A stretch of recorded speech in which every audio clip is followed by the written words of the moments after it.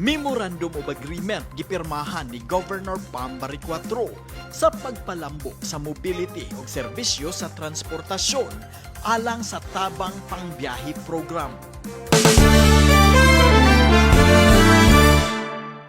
Uban sa kadagkuan sa Department of Transportation, LTFRB ug mga transport group, nagpirmahanay sila si Governor Pangbyahe Program og Service Contracting Program alang sa Tabang Pangbyahe Program.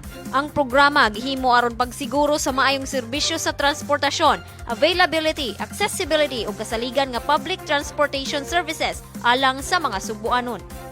Gisiguro ni Governor Pangbyahe Program ang suporta sa Kapitolyo sa luwas, paspas ug mas kasaligan nga transportasyon sa probinsya. To the people of Cebu, this program is for you, and this is just the beginning. This signing marks not just an agreement on paper, but the beginning of real, felt change on how you move through our province. From our 2 pilot routes, we will expand further with the main objective in mind, to provide every Cebuanos nindot nga biyahe, dali ug komportable. And this is what Tabang Pangbyahe is all about.